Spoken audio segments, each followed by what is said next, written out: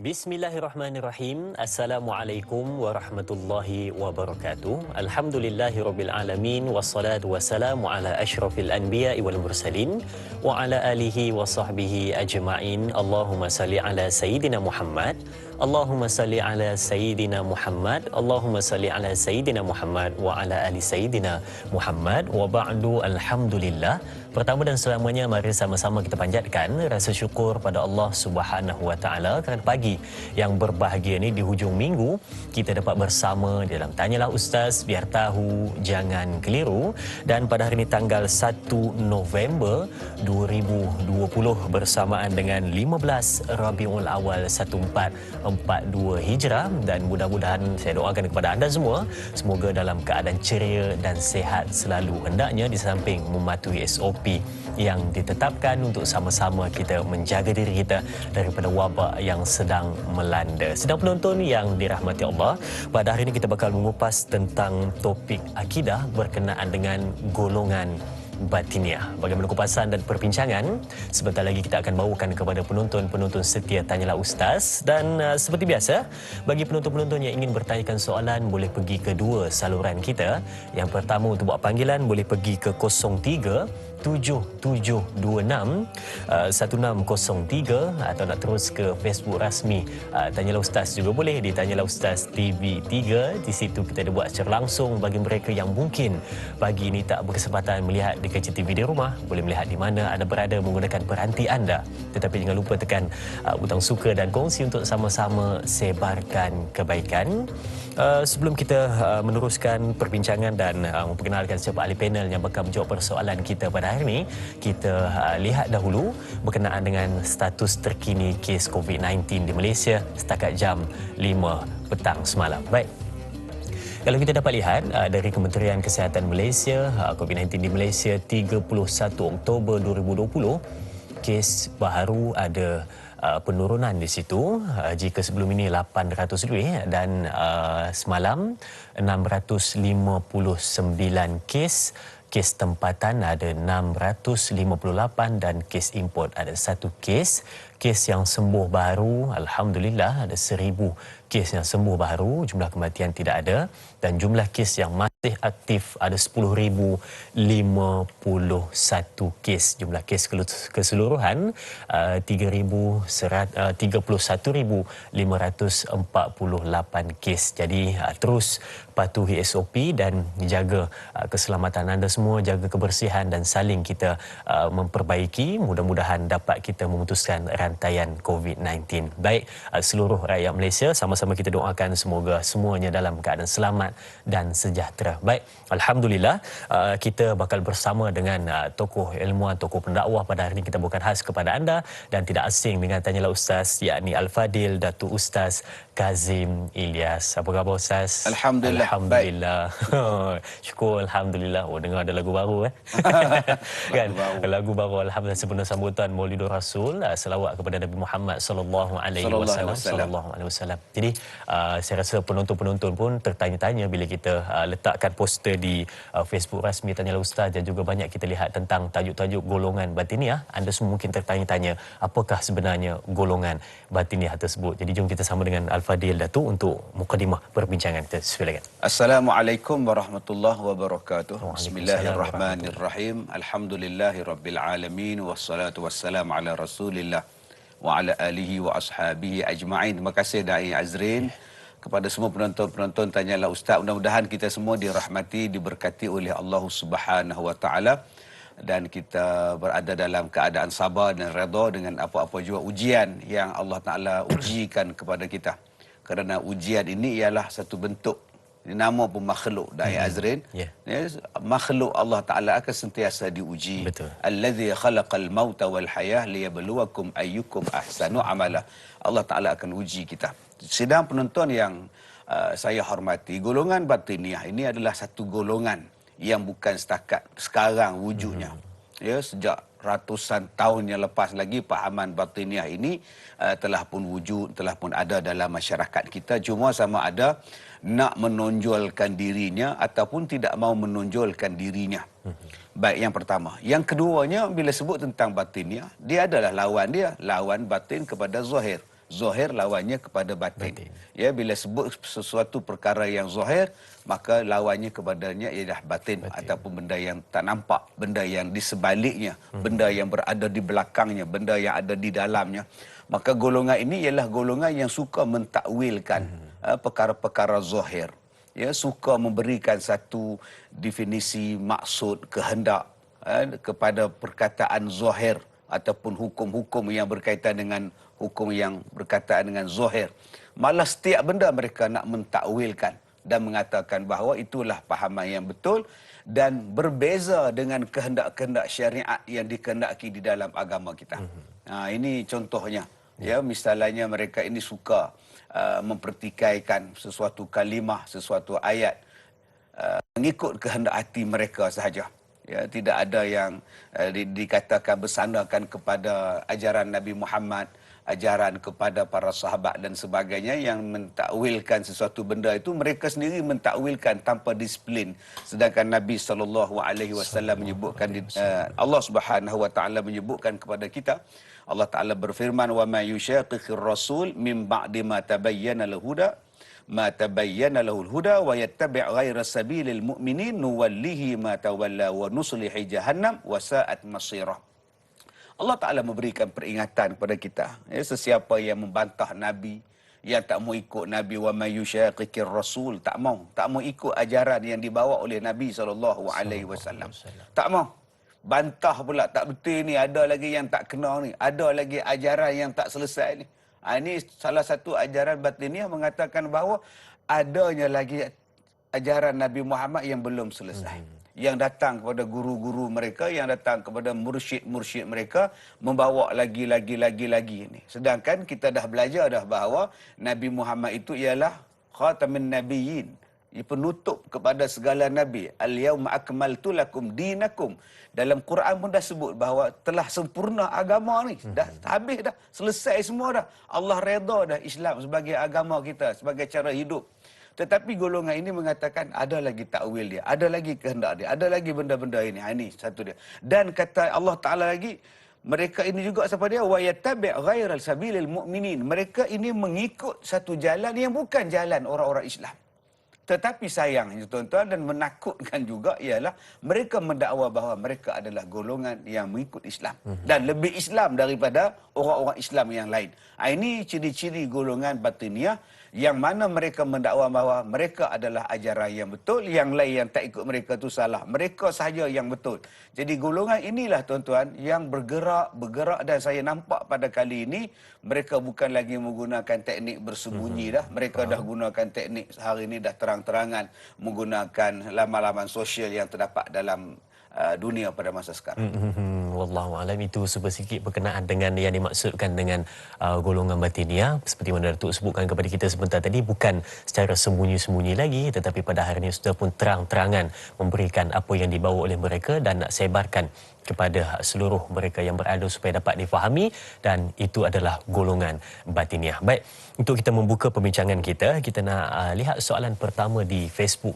Tanyalah Ustaz dari sahabat kita, Puan Baizura Mazlan. Baik, soalannya, Assalamualaikum Da'i dan Ustaz. Soalan saya, bagaimanakah modus operandi golongan batiniah ini dan golongan masyarakat yang bagaimanakah menjadi sasaran mereka untuk menarik ahli-ahli baru? Terima kasih, dan terima kasih juga diucapkan kepada sahabat kita Puan Baizura Mazlan untuk soalan pertama pada hari ini berkenaan dengan modus operandi golongan batiniah. Jadi bila sebut tentang modus operandi, macam mana gerak kerja, ya, gerak saraf golongan-golongan ini.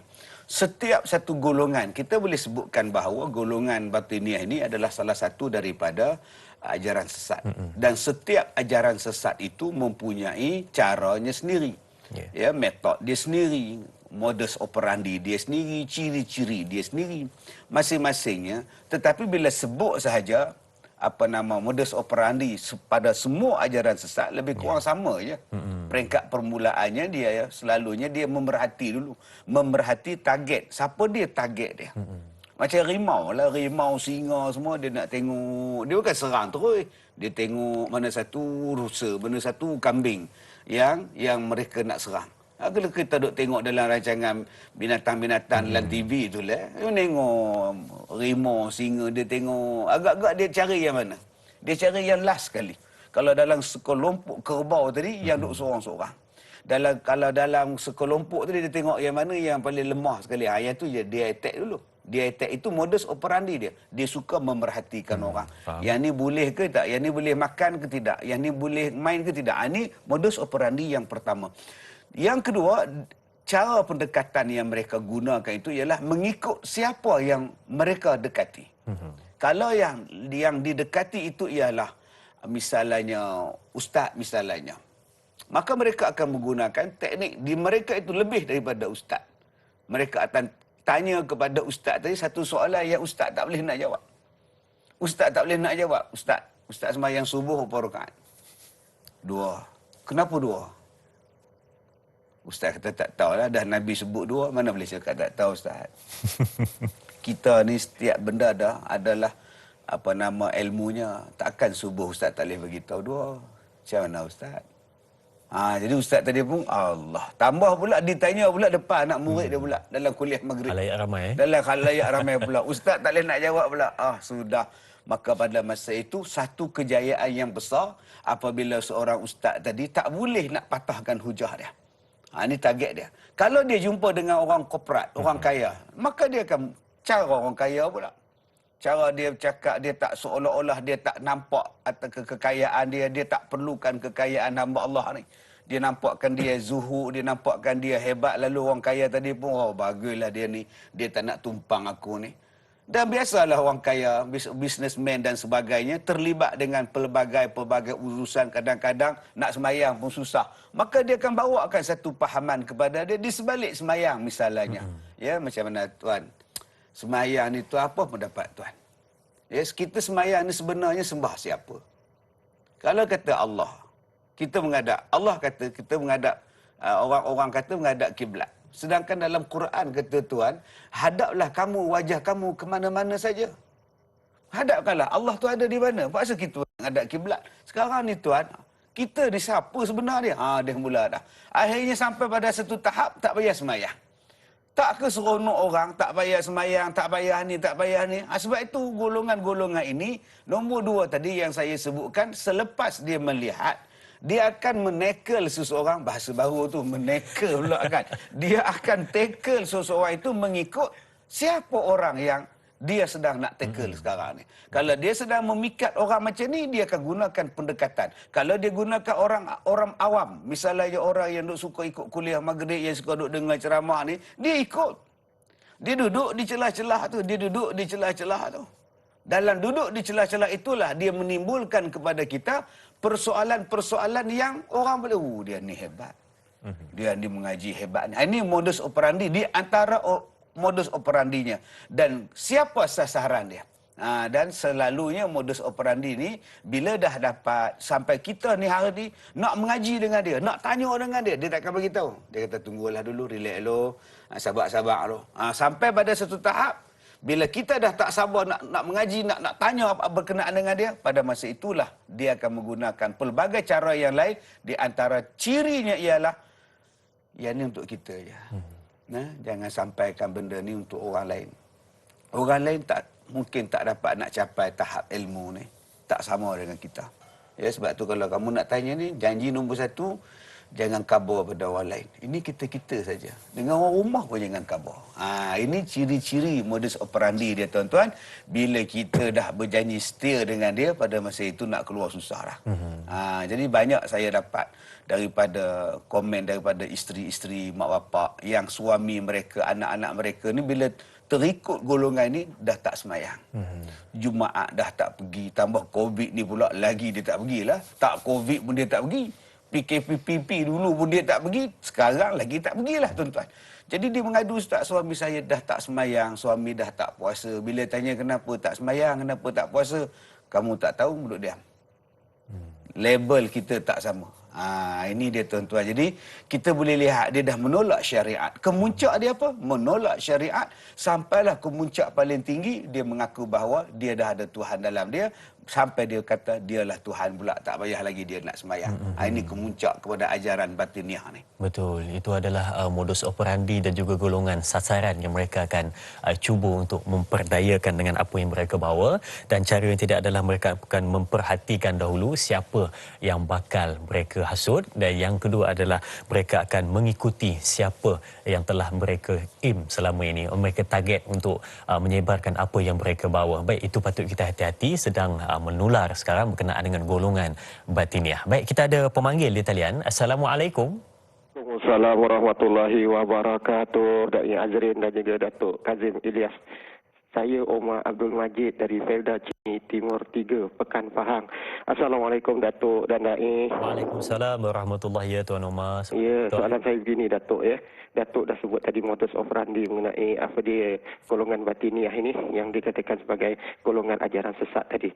Soalan saya Datuk, kadang-kadang Datuk, golongan sasaran ini adalah bukanlah golongan yang macam saya Datuk, yang tak ada golongan yang tak ada pengajian yang tinggi.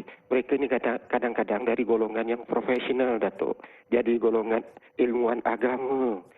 Soalan saya, kenapalah begitu mudah Datuk mereka ini yang golongan daripada golongan-golongan profesional dan juga ahli-ahli ilmuwan agama ini mudah sangat dipesongkan dengan benda-benda yang begini. Sembahyang tak payah, lepas tu nikah secara batin. Apakah mereka tak dapat menilai antara yang benar dan yang salah Datuk? Jadi itu soalan saya Datuk. Terima kasih banyak Datuk dan Dai. Assalamualaikum. Waalaikumsalam warahmatullahi. Terima kasih Tuan Omar untuk soalan yang ditanyakan. Mungkin benar juga apa yang dimaksudkan Tuan Omar sebentar tadi. Kebanyakan yang terlibat ataupun mudah terpengaruh dengan golongan batiniah ini adalah mereka yang profesional dan juga yang terpelajar. Kenapa Datuk Baik, sekalian? sebab itu Ibnu Sirin dalam kitab, dalam kata-kata Ibnu Sirin mengatakan inna hadzal ilma dinun fanzuru amman ta'khuzuna dinakum. Ibnu Sirin berkata bahawa sesungguhnya ilmu ini berkait dengan urusan agama. Sebab itu apabila kita nak tuntut ilmu, tengoklah dengan siapa yang kita nak tuntut ilmu. Bukan boleh main redah aja. Hari ni kita tengok rasa pelik sikit kita nak redah. Rasa dia ni makam tinggi ni, aku nak ikut dia lah. Ini penyakit ni. Ibnu Sirin dah pesan benda ni. Ilmu ni perkara yang berkaitan dengan agama. Jadi berhati-hatilah dengan siapa yang kita nak mengaji, dengan siapa yang kita nak ambil ilmu tu. Ini bukan boleh main cedok gitu-gitu ya. Hari ni kita lihat manusia main cedok. Dia cedok tu apa? Dia cedok bila dia melihat orang ini berbeza dengan orang lain. Dia suka. Dia tengok kebanyakan ustaz pakai songkok, pakai kopiah, pakai ini ustaz ni biasa ni biasa punya ni. Dia nak cari yang luar biasa sikit. Jadi kalau dia jumpa orang yang luar biasa, maka bagaimana nak menimbulkan suasana keluar biasaan tadi? Mesti ada satu benda yang menakjubkan orang yang nak didakwahnya. Mungkin kata-katanya yang menarik. Sebab itu tarikan dia kadang-kadang orang yang terpelajar pun boleh tertarik dengan golongan-golongan batiniah ini ialah kata-kata dia. Sebab itu kata-kata misalnya Allah Ta'ala sebut di dalam surah Luqman ayat 6 misalnya kan. Wa minan nasi may yashtari lahwal hadith liyudilla an sabilih. Allah Ta'ala sebut ada setengah manusia ni yang membeli kata-kata, yang menggunakan kata-kata ini untuk menyesatkan manusia daripada jalan Allah. Ulama-ulama membahaskan ayat ini. Ada yang mengatakan bahawa ayat-ayat ini berkaitan dengan ma'azif, berkaitan dengan kata-kata lagu, lirik dan sebagainya. Tetapi kita lihat di sini tidak dijelaskan secara di dalam Al-Quran apa itu lahwal hadis. Maka kita juga boleh masukkan lahwal hadis ini ialah kata-kata yang menarik perhatian orang lain. Yang apabila dengar tu, boleh tinggalkan yang hak pergi pada dia. Boleh meninggalkan yang betul pergi pada dia. Sebab tu kita tak heran. Ada golongan cendekiawan, ada golongan intelektual, ada golongan korporat. Malah ada golongan yang berpendidikan agama pun yang menyimpang ke sana. Sebab apa? Sebab kata-kata yang baik. Bila kita pergi tanya dekat dia, kamu ni aku tengok semayang. Kamu nak semayang, kamu nak cari Tuhan. Kamu nak semayang ni, kamu nak menghadap Tuhan. Cubalah cari Tuhan dalam diri kamu dulu. Baru kamu cari Tuhan yang lain. Bunyi bahasa tu. Bahasa tu dengan cakap tu pula, dengan cara bercakap tu. carilah intan berlian dalam diri kamu. Apa benda intan berlian tu? Dia buka pula satu lagi kata-katalah, man arafa nafsahu arafallah. Siapa yang kenal diri, dia akan kenal Allah. Jom kita kenal diri dulu. Maka daripada sini tarikan itu, maka menjadikan orang mula tertarik dengan kata-kata yang sangat menarik ini. Rupanya kata-kata yang menarik ini juga merupakan sihir. Dan kita bimbang juga adanya unsur-unsur sihir bagaimana nak menarik perhatian orang meninggalkan ajaran yang benar, mengikut ajaran batiniah. Rupanya dengan kata-kata juga boleh menarik orang, dan yang kita takut adalah bila mana kata-kata tersebut menarik daripada yang hak pergi kepada yang batil. Baik, sidang penonton Keluarga Besar Tanyalah Ustaz, kita nak berehat seketika. Jangan ke mana-mana. Kembali selepas ini bersama Tanyalah Ustaz, biar tahu, jangan keliru.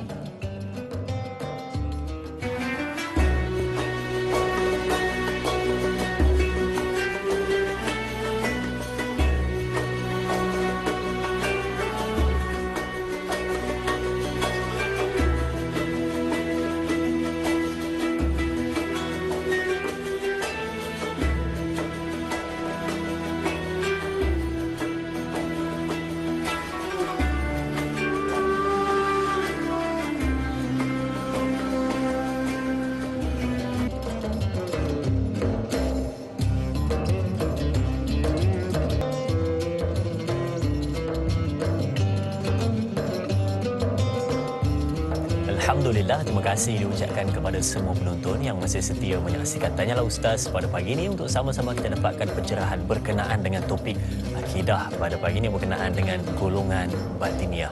Tadi kita dah kongsikan siapakah golongan tersebut dan bagaimanakah cara pendekatan mereka. Mereka akan memperhatikan dahulu siapa yang bakal mereka sebarkan fahaman mereka, dan mereka akan berikan pencerahan yang mudah dan untuk difahami, dan satu benda yang unik supaya dapat menarik orang lebih suka kepada mereka. Maklumlah di zaman sekarang ramai di antara kita yang suka mudah, cepat dan menarik perhatian. Itu yang patut kita fahami. Baik, sidang penonton, kita nak meneruskan perbincangan kita dan kita nak ambil pemanggil di talian. Assalamualaikum. Assalamualaikum. Waalaikumsalam warahmatullahi wabarakatuh. Ya, siapa di sana? Saya Sapina Yusof daripada Tanjung Karang. Wan Sapina Yusof dari Tanjung Karang. Ya, soalannya Wan? Ya, Ustaz. Assalamualaikum Ustaz. Alhamdulillah Ustaz sihat ya. Baik, alhamdulillah. Ustaz macam ni kan. Macam mana cara kita nak atasi Ustaz seandainya kita sudah bertemu dengan orang yang mendakwah kita macam batiniah tu Ustaz kan? Adakah kita nak kena ikut je ataupun kita rasa kita macam mana kita nak buat sebab kita tahu benda tu memang salah kan? Adakah kita kena diam je ataupun kita kena daftar ataupun kena mengadu kepada siapa yang kita boleh nak atasi masalah tu Ustaz? Ya. Mohon pencerahan Ustaz ya. Baik Ustaz, terima kasih. Assalamualaikum. Waalaikumsalam. Terima kasih untuk soalannya berkenaan dengan bagaimana kalau kita sudah pun bertemu dengan golongan batiniah tersebut dan telah pun terperangkap ataupun kita telah termakan apa yang dia bawa. Jadi bagaimana untuk kita ni mengelak diri dan juga pada siapa boleh kita mengadu. Baik, silakan. Baik, di antara ciri-ciri ajaran sesat, Ya. kebanyakan ciri-ciri ajaran sesat ialah mereka membuat bai'ah juga. Perjanjian. Ada juga buat perjanjian juga. Ya, ini semua. Sebab itu kalau Puan Supinah nak tahu macam mana ciri-ciri ajaran-ajaran termasuk batiniah ini ialah bila berguru, bila pergi mengaji, bila pergi majlis-majlis macam itu, mereka mendakwa bahawa ini untuk kita sahaja. Yang kedua, bahawa bila dah berikut dah, kamu ni nak capai satu tahap. Kamu ni nak jadi tahap yang mana? Nak jadi murid biasa atau murid yang dikatakan sebagai murid kanan ke ataupun macam mana? Dan satu kebanggaan bila kita diiktiraf di hadapan yang lain. Ini murid kanan, ini murid khas dan sebagainya. Yang ketiganya, bila dah diberi begitu, maka dibuat perjanjian. Diberikan perjanjian di antaranya ialah kata-kata sumpah. Misalnya kalau aku bocorkan benda ni, kalau aku buat cerita benda ni, aku pergi report dekat ini semua, akan dilanggar dengan sumpah dan sebagainya. Ini bentuk-bentuk, sebab tu kita tengok mereka ni, kenapa tak report pada pejabat agama? Kenapa tak report pada ketua kampung pun cukup lah. Dengan ketua kampung pun mereka tak beritahu. Sekarang pengurusi MPKK lah pun tak beritahu. La ilaha illallah. Dia jadi rahsia je. Dengan isteri dia pun dia tak buka mulut. Di mana pergi mengaji? Malam-malam, asal malam hilang. Asal hilang je malam. Abang ke mana abang? Adalah aku. Sebab apa? Sebab dah ikat perjanjian. Memang tak boleh buka mulut. Kalau kau buka mulut, kau langgar sumpah. Apa sumpah kau? Mati di sama peti ke? Bisnes akan tutup ke? Apa benda terpulang pada perjanjian mereka. Sebab itu, kalau Puan Supinah jumpa orang-orang macam ni, terus saja join lah. Terus saja ikut serta, keluar daripada dia. Dan tak ada apa pun yang menarik tentang mereka, melainkan nak menjerat diri kita sendiri. Dan sudah pastilah Puan Supinah, kita ada pejabat agama, kita ada pejabat mufti, kita ada unit penguatkuasaan. Pergi ke tempat dia orang mengadu bahawa di sini, di kampung saya, sekian-sekian ni ada mengajarkan ajaran sekian-sekian. Minta. Tapi masalah kita sekarang kadang-kadang, kita takut nak bagi tahu. Takut nanti diugut, takut nanti dipulau dan sebagainya. Qulil haq walau kana murran. Bagilah tahu walaupun benda tu pahit. Walaupun yang buat tu adalah suami kita sendiri. Bagi tahu pada pihak yang berkuasa. Sebab mereka mempunyai kuasa dan peruntukan untuk mengambil tindakan pada ajaran-ajaran yang sebegini. Baik, terima kasih Datuk. Jadi bila mana kita dah mengetahui ataupun terjebak dengan golongan-golongan batiniah seperti ini ataupun ajaran-ajaran sesat, jangan takut untuk menyebarkan dan supaya kita dapat membenteras mereka dengan secepat mungkin. Baik, ada satu lagi pemanggil di talian. Assalamualaikum. Waalaikumsalam warahmatullahi. Ya Tuan, siapa di sana? Encik Ilyas daripada Air Hitam Pulau Pinang. Tuan Ilyas dari Air Hitam Pulau Pinang. Ya, betul. Ya Tuan, apa soalannya Tuan? Assalamualaikum mengenai Azmi dan juga Ustaz Datuk Azmi. Assalamualaikum warahmatullahi wabarakatuh. Apa khabar? Sihat ya? Baik, Alhamdulillah. Pertama saya, Datuk Ustaz, apa perbezaan antara ajaran batiniah dengan zahiriah ni? Dan kita tahu ada ajaran sesat yang dibawa oleh seperti contoh Haji Kahar dan juga waktu yang dia buat ajaran pada langit tu kan baru-baru ni yang dia menzahirkan seperti ajaran yang kita nampak lah betul-betul sesat seperti membuat tawaf di yang kita tengok tawaf dan Kaabah, dia buat Kaabah tu. Ya. Terang-terang nampak kesesatan tu. Mengapakah Buddhis juga terjebak dalam ajaran sesat ini? Di antaranya orang-orang yang terpelajar yang beragama. Dan kita nak tahu ciri-ciri orang-orang yang mengamalkan batiniah ni macam mana Ustaz. Dan untuk mengelakkan kita daripada terjebak, boleh tak Ustaz bagi tahu bagaimana caranya untuk mengelak daripada terjebak dengan ajaran sesat ini? Itu saya. Terima kasih. Assalamualaikum. Waalaikumsalam warahmatullahi. Terima kasih Tuan Ilyas. Mungkin kita boleh dapatkan dua soalan yang ditanyakan. Yang pertama adalah beza di antara golongan batiniah dan zahiriah sebentar tadi. Dan soalan yang kedua katanya adalah bagaimana kita nak melihat ataupun nak mengetahui apakah ciri-ciri mereka yang mengamalkan apakah ajaran batiniah ini. Silakan Datuk. Baik, kita sebut bahawa Al-Quran tu jelas. Ya. Kitabun unzila ilaika fala yakum fi sadrika harajun minhu. Bahawa Al-Quran ini sebuah kitab yang jelas. Dan di dalam Al-Quran itu dijelaskan macam-macam benda. Ya, termasuklah tentang kerasulan Nabi Muhammad sallallahu alaihi wasallam. Bahawa Nabi Muhammad itu ialah nabi yang penutup. Disebutkan di dalam Al-Quran. Jadi kalau ada ajaran yang mengatakan bahawa dia adalah Nabi yang baru, confirm lah. Jelas-jelas tu zahir dah tu. Kalau ada orang yang ikut lagi, tak tahulah orang ni apa masalah dia. Yang dikatakan Nabi akhir zaman itu ialah Nabi Muhammad sallallahu alaihi wasallam. Dah confirm dah. Khatamin nabiyyin wal mursalin. Tidak ada lagi Nabi dan Rasul selepas dia. Tengok ada pula orang mendakwa, saya wakil Allah. Wakil kerajaan langit di bumi ni saya. Oi. Apa-apa hal urusan jumpa dengan saya. Nanti saya bawa ke Allah. Saya naik ke langit kan, saya jumpa Tuhan, saya beritahu. Sebab tu dia di hari ni dia boleh naik ke langit. Kemudian dia turun pula, dia kata, kamu tak payah sembahyang. Sebab aku dah tengok dalam syurga, ada rupa kamu. Tak senyum lebar hamba Allah tu. Tak payah sembahyang sebab dia nampak dalam syurga. Ini bukan batin ni dah. Ini terang-terangnya dah. Tajallinya dah. Bukan sir lagi dah. Memang terang-terang zahir dah. Jahar terus dah. Jadi kalau begitu kita tolak lah. Macam bila masa kamu ni jadi Nabi, ya Allah. Dulu kamu bukan kerja pejabat tanah ke? Kan? Tiba-tiba jadi Nabi. Weh, kamu ni jadi Nabi ni. Nak benar nipu dia. Jadi yang tu kita boleh tolak dah. Yang keduanya tadi, kita lihat ajaran batiniah ni, subhanallah tuan-tuan. Saya dah kata dah, ajaran batiniah ni macam mana kita nak kenal mereka ni? Senang je. Mereka suka bertanya kepada kita soalan yang kita tak dapat jawab. Dan soalan yang mereka tanya tu pula tak menambahkan iman pun. Contohnya apa? Din, kamu Islam? Ya, aku pun Islam. Aku nak tanya pada kamu, Islam tu apa? Islam tu agama. Tahulah agama. Ajaran Nabi, dialah ajaran yang Nabi Muhammad bawa lah. Tahulah Nabi Muhammad bawa. Tapi Islam tu apa? Aku belajar ustaz tu cakap, Islam tu sejahtera. Tahulah sejahtera. Tapi betulnya apa? Kita bagi 10 jawapan pun, dia tak akan betul pada dia.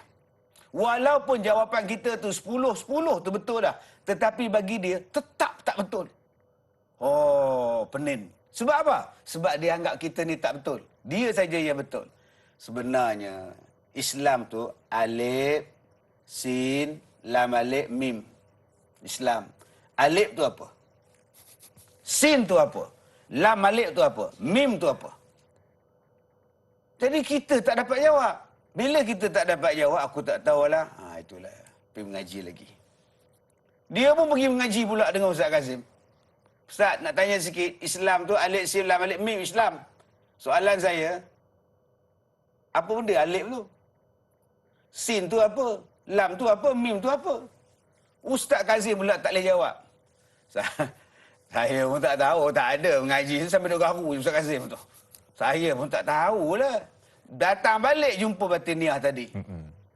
Ustaz Kazim tak dapat jawab. Ustaz korang tu kulit. Kita kena cari yang isi. Bila korang dapat kulit, korang tak dapat isi. Kita nak isi. Habis tu siapa yang isinya? Akulah.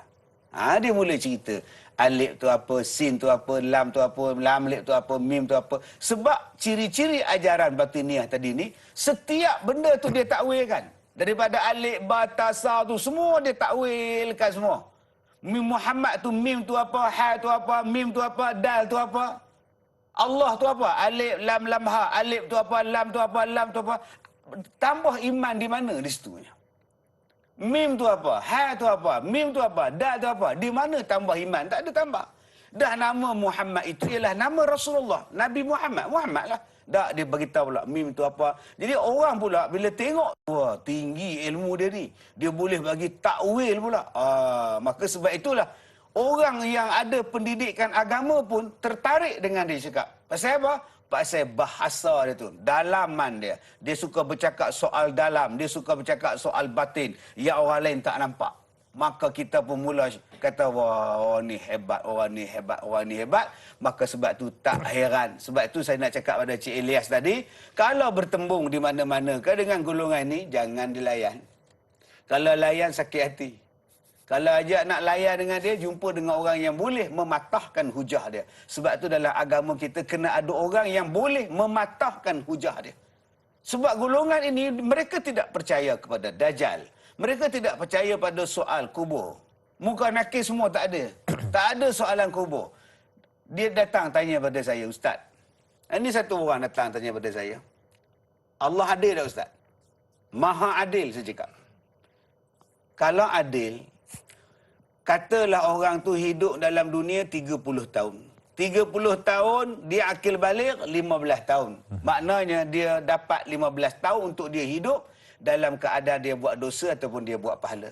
Soalan saya Ustaz, dia dah mati 80 tahun dulu, 100 tahun dulu. Sampai sekarang dia masih disoal dalam kubur. Sedangkan dia cuma buat hidup 15 tahun. Kenapa perlu disoal lebih daripada usia dia 15 tahun? Patutnya dah hidup 15 tahun, soal yang 15 tahun lah. Kenapa nak soal sampai sekarang, sampai kiamat? Kata Allah tu maha adil. Sebab tu Ustaz kena kaji balik. Betul tak betul adanya soalan kubur dalam kubur ni Ustaz? Kita pun fikir juga, Allah maha adil. Kenapa umur 15 tahun buat amal ibadat, tiba-tiba kena soal sampai 400 tahun? Ya tak ya juga. Macam mana Itu lah kau mengaji dengan orang kulit, tak mengaji dengan isi. Jadi inilah dia modus operandi yang dikatakan batiniah. Dia suka mempertikaikan, suka membawa satu pemikiran. Ya tak ya juga.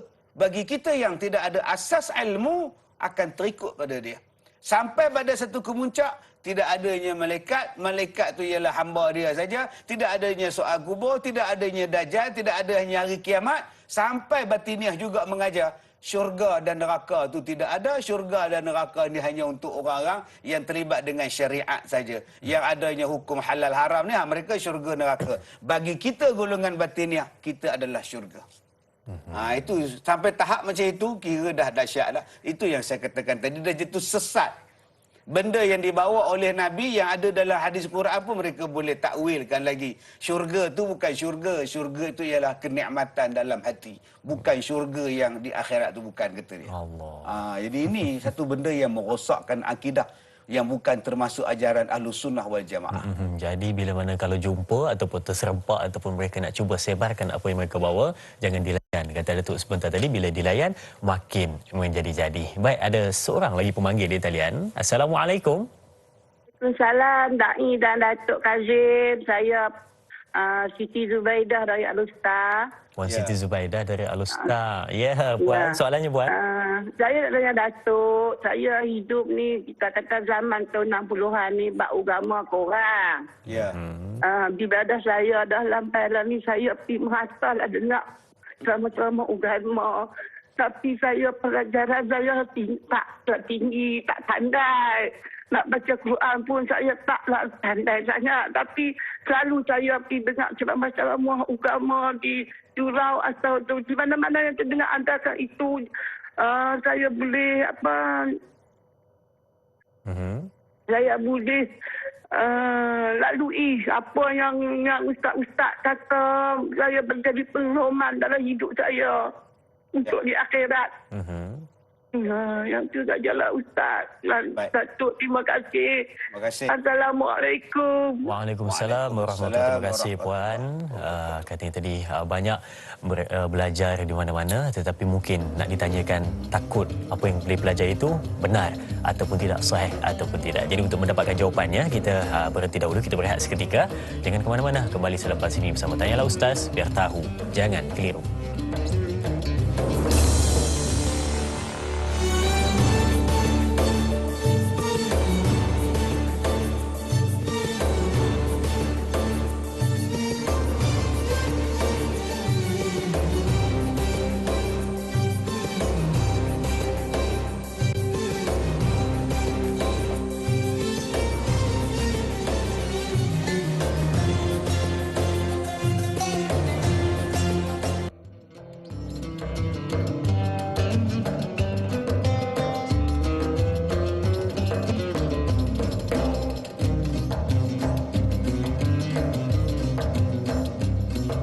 Alhamdulillah, terima kasih diucapkan kepada semua penonton yang bersama dengan kita pada hari ini untuk mendapatkan pencerahan berkenaan dengan golongan batiniah. Baik, banyak kita kongsikan kepada anda sebentar tadi, dan kalau anda ingat sebelum kita berehat sebentar tadi, ada seorang sahabat kita dari Alustar, Puan Zubaidah, yang bertanyakan berkenaan dengan dia hidup di zaman 60-an dan belajar dengan ramai ustaz dan belajar macam-macam ilmu, tetapi katanya bagaimana kita nak membezakan di antara ilmu yang benar ataupun ilmu yang salah, dan juga bagaimana nak mengetahui seorang guru itu seorang yang mursyid ataupun seorang yang membawa ajaran yang salah. Jadi jom kita bersama dengan Al-Fadhil Datuk Ustaz Kazim untuk pencerahannya. Silakan.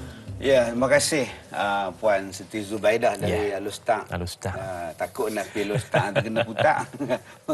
Alhamdulillah. Terima kasih Kak Siti Zubaidah. Alhamdulillah Kak Siti dah ikut kuliah merata bagus. Ya. Dan cakap Kedah berubah.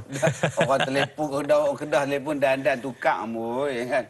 Lagi Cik Zubaidah tak faham lah. Ni kita guna bahasa dia. Bahasa dorak ya. Jadi tuan-tuan, saya syukur hari ni kelas pengajian banyak. Sebelum PKP ke apa benda kan, masjid surau boleh kata tiap-tiap malam dah. Dan zaman sekarang ni zaman PKP pula, kita dah ada tempat yang PKP apa semua tak boleh nak berkumpul semua, kita boleh buat FB online. Kita boleh buat macam-macam online sekarang ni, bukan setakat jual barang online je.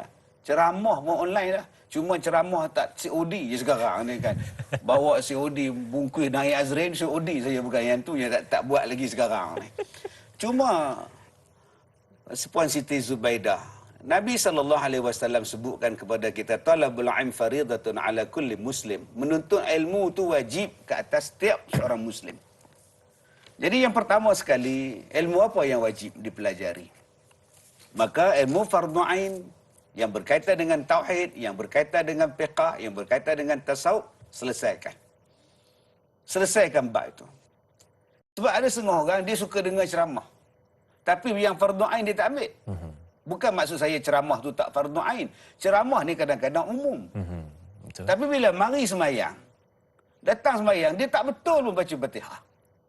Sebab dia tak menekuni, tidak belajar tentang semayang tu sendiri.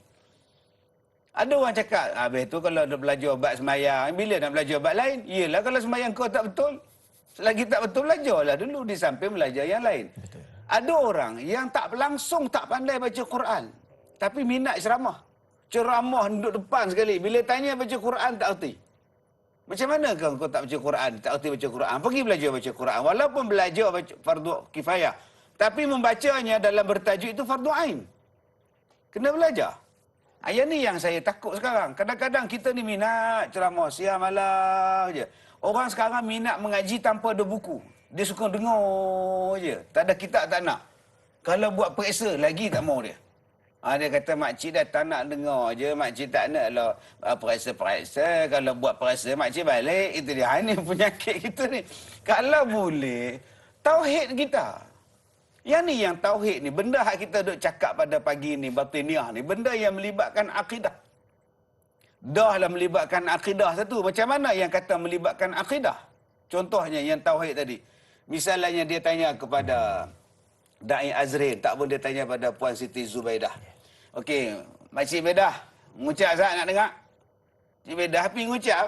Asyhadu an la ilaha illallah. Wa asyhadu anna Muhammadar Rasulullah. Okey, asyhadu an la ilaha illallah, tiada Tuhan melainkan Allah. Wa asyhadu anna Muhammadar Rasulullah, dan aku bersaksi bahawasanya Nabi Muhammad itu pesuruh Allah. Dia tanya ke Makcik Bedah pula. Nabi Muhammad mengucap je mana? Macam mana Nabi Muhammad mengucap? Cik Bedah kata, tak tahu. Makcik duduk mengaji dulu lagu tu. Sudah. Maksudnya makcik, Nabi Muhammad kata, dan aku bersaksi bahawasanya Nabi Muhammad itu pesuruh Allah. Takkan Nabi Muhammad kata, aku bersaksi bahawasanya Nabi Muhammad itu pesuruh Allah. Mesti dia kata, aku bersaksi, aku Nabi. Kenapa dia tak sebut aku Nabi? Kenapa Nabi Muhammad sebut, aku bersaksi bahawa Nabi Muhammad itu pesuruh Allah? Maknanya, ada lagi Nabi Muhammad lain sebelum Nabi Muhammad ni. Sudah. Nabi Muhammad, Nabi kita akhir ni, dia pun mengaku adanya lagi Nabi sebelum daripada Nabi dia. Muhammad yang lain. Kalau dia kata dia tu Nabi, mesti dia mengaku, aku bersaksi bahawasanya aku adalah Nabi. Tapi kenapa aku bersaksi bahawa Nabi Muhammad tu Nabi? Maknanya ada Nabi lain selain daripada Nabi Muhammad SAW, ada Muhammad yang lain. Dia tanya pula ke Makcik Bedah. Ya ke Makcik Bedah kata? Muhammad hak mana pula? Yang ni yang kena mengaji dengan saya ni. Dia mari konsep satu lagi, adanya Nabi yang lain, Nabi Muhammad yang awal. Namanya ialah Nur Muhammad. Awal pula. Sebelum yang diciptakan langit, bulan, bintang ni, ada lagi yang ni. Dia kata hak nu. Nabi Muhammad pun percaya pada yang nu pula dah. Satu lagi pening kepala kita pula, ada pula Nabi yang awal pula dah. Dia buka pula ayat Al-Quran, huwal awwalu wal akhiru. Al-awwal wal akhir. Dia kata itulah Nabi Muhammad yang awal, yang nu.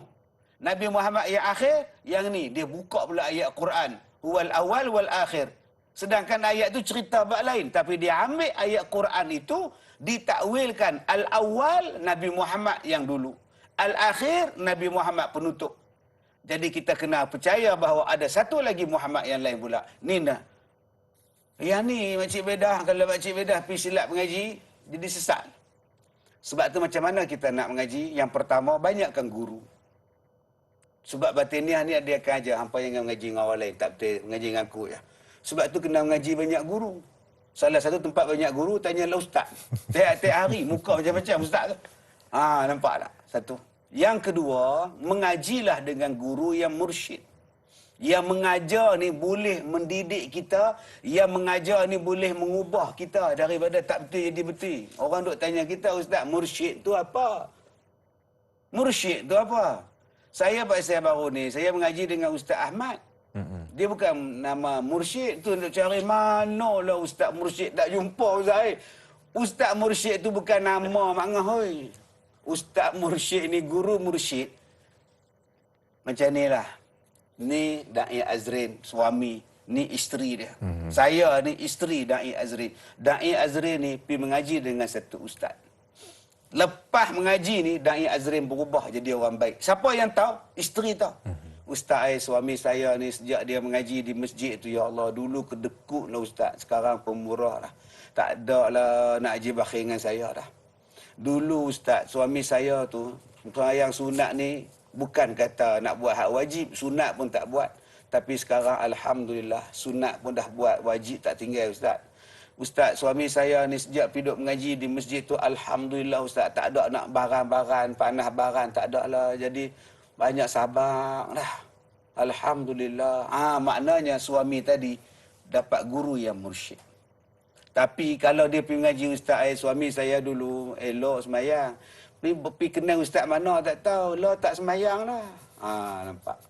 Pergi rumah, keluar rumah pakai seluar pendek lah. Tak ada apa lah. Sudah. Suami saya dulu Ustaz baik Ustaz. Saya tanya apa pun dia jawab elok. Sekarang kalau dia tanya Ustaz penampak naik Ustaz. Ustaz mana yang dia pergi mengaji tu? Maknanya yang tu makcik beda kena berhati-hati. Sebab dah melanggar daripada kebiasaan baik dan kebiasaan buruk. Wallahualam. Beza kan, bila mana telah berubah jadi asalnya baik, kemudian jadi tidak baik, mungkin itu terjebak dengan guru yang tidak mursyid. Dia kena berhati-hati memilih apa yang dipelajari dengan baik, dan siapa yang mengajar juga patut dipilih dengan baik. Okey, kita ada seorang lagi pemanggil di talian. Ramai pemanggil hari ni. Assalamualaikum. Waalaikumsalam. Ya tuan, siapa di sana? Abdullah Osman daripada Seremban. Tuan Abdullah Osman dari Seremban. Ya, soalannya tuan? Dua soalan lah untuk soalan. Satu tentang tarikat dan ratib yang banyak di negara kita ni lah. Dan bulan ni bulan Maulud. Jadi ada setengah-setengah masjid berselawat gunakan gendang. Apa pandangan Ustaz? Dan lagi satu tentang pegangan Wahabi ni. Yang tak ada bacaan doa kunut, tak ada bacaan talqin dan sebagainya. Apa pandangan Ustaz? Terima kasih. Baik, terima kasih Tuan Abdullah Osman dari Seremban bertanyakan 3 soalan. Yang pertama berkenaan dengan tarikat. Yang kedua tadi katanya bulan sambutan Maulidur Rasul ada yang berselawat dengan gendang dan alat muzik sebagainya. Dan yang ketiga berkenaan dengan golongan Wahabi sebentar tadi disebutkan. Jadi untuk pencerahan kita silakan Datuk untuk yang pertama berkenaan dengan tarikat katanya. Baik, berkenaan dengan tarikat yang sekarang ni bulan Maulud, ya, bulan mengadakan selawat dan sebagainya. Kalau dulu-dulu sebelum Covid melanda kita boleh buat macam-macam, ya, di padang, di masjid dan sebagainya. Tapi walaupun kita diuji dengan pandemik Covid, masih lagi boleh berjalan, masih lagi boleh diadakan. Tapi peringkat yang agak yang sederhana lah, tak yang besar. Tapi selawat masih jalan, qasidah masih ada lagi, alhamdulillah. Baik, jadi masalah tarekat, ya, kita dah tahu dah tarekat mana yang dibenarkan dan tarekat mana yang sesat. Sebab tu tuan sahabat kita tadi, Cik Abdullah tadi, boleh refer kepada pejabat mufti negeri masing-masing. Dia dah senaraikan tarekat yang lulus dan tarekat yang dielakkan, yang difatwakan sesat dan sebagainya. Yang kedua, tentang berselawat di dalam masjid. Ya. Kita kena ingat bahawa masjid ini rumah Allah. Masjid ini tempat yang dihormati. Masjid ini adalah tempat yang ada peraturan. Dia bukan sistem minyak. Aku suka nak pergi, nak keluar, nak pergi, nak keluar. Dia bukan macam itu. Ya, dia bukan macam dia orang ramai ke apa ke. Nak masuk keluar, aku suka engkau lah. Dia masjid. Nak masuk dia pun ada doa dia. Nak duduk saja pun ada niat dia. Nak sebelum duduk pun ada semayang dia. Sehinggalah kalau kita menjerit-jerit mencari benda hilang pun Nabi larang dalam masjid. Saya hilang handphone. Ada nampak handphone saya tak? Menjerit dalam masjid mencari. Pun Nabi tak bagi. Tanya pelan-pelan tak boleh. Orang nak sembahyang, ada orang nak. Begitulah. Nak selawat dalam masjid, silakan. Tapi saya kurang bersetuju bila digunakan alatan-alatan macam ini sebab ini masjid. Jadi nak gunakan alatan bunyi-bunyian tadi, sebaik-baiknya buat di luar masjid. Walaupun alatan itu tidak haram. Gendang, kompang, ya, nak dekatok tu nama apa, saya tak tahu itu kecang-kecangan. Tak apa benda tu tak adalah haram. Tapi ini masjid. Kalau masjid tidak ada beza dengan tempat yang lain, apa lagi? Di tempat lain boleh main benda tu, dalam masjid boleh main benda itu. Dia tak dapat beza lah. Jadi ada peraturan dia. Jadi kalau nak buat juga, buat kat Serambi. Ada kaki lima masjid, kau belasah lah pompang. Ya hanana ke, ya apa benda, balon. Ini masjid tempat nak semayang, tempat orang nak berzikir, tempat orang nak semayang sunat, orang musafir datang, kau belasah pula tu. Lalas sekali orang yang tengah semayang musafir tu, dia pula, ya hanana, dia pula tengah ikut sekali. Sebab tu kena jaga adab bila berada dalam masjid. Dia setengah orang bila saya cakap macam ni, dia marah pula. Ustaz ni ngatakan, bukan saya ngata, tegur. Nak buat boleh, saya tak larang. Saya galakkan lagi berselawat, berqasidah. Tapi ada tempat dia. Jadi kalau boleh, buat di sana. Di tempat yang orang tak sembahyang, buat. Jadi kalau nak buat qasidah juga, mungkin kita buat di luar masjid. Penonton duduk atas kerusi, penjarakan 1 meter, duduklah elok-elok situ. Tapi dalam masjid, hormatilah masjid. Ya, walaupun kita berqasidah, memuji Rasulullah. Tapi tengoklah pada tempat dan suasananya yang sesuai. Yang ketiga tentang pahaman Wahabi ini. Ya, kita kena lihat ciri-ciri Wahabi ini. Ya. Jangan kita kata bahawa ini Wahabi ini ustaz, Wahabi ini ustaz. Hukum tetap hukum lah. Sebab itu ada negeri-negeri yang telah memfatwakan ya, apa hukum jadi Wahabi, pahaman Wahabi ini. Dan juga Majlis Kesatuan Ulama Sedunia juga telah mengeluarkan fatwa tentang Wahabi dan sebagainya. Boleh dirujuk di sana, boleh diamal ataupun tidak. Sebab di antaranya ialah menjisimkan Tuhan. Satu pahaman yang mengatakan bahawa Allah tu duduk di atas arash. Thumma stawa 'alal arash. Thumma stawa 'alal arsh. Allah Ta'ala duduk di atas arash. Jadi Allah Ta'ala ni dia tak bertempat. Dia tak memerlukan kepada makhluk dan sebagainya. Bila kita mengatakan Allah ni bertempat, duduk tu bertempat, maknanya dah menyamakan Allah dengan makhluk. Dan kalau kita kata Allah tu duduk di atas arash, persoalannya ialah siapa jadi dulu? Arash dulu ke Allah dulu ke? Jadi jawapan dia takkan arash tu qadim ke apa benda ke. Jadi ni kena kaji. Tanya dekat dia, arash ni qadim ke apa ke? Siapa yang jadi dulu? Sebelum Allah duduk di atas arash, Allah duduk atas apa?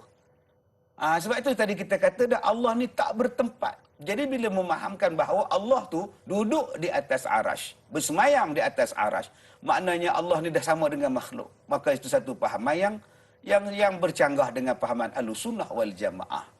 Jadi balik kepada ajaran Ahlussunnah wal Jamaah, itu yang diiktirafnya. Wallahu a'lam. Sebenarnya banyak zaman sekarang ni fahaman-fahaman yang menyesatkan dan yang paling kita takut datang dalam kehidupan kita tanpa kita sedar. Jadi itulah pentingnya belajar ilmu pengetahuan dalam kehidupan, khususnya ilmu agama yang benar tentang akidah yang sebenar. Baik sidang penonton Keluarga Besar Tanyalah Ustaz, kita nak berehat seketika, jangan ke mana-mana. Kembali selepas ini bersama Tanyalah Ustaz, biar tahu jangan keliru.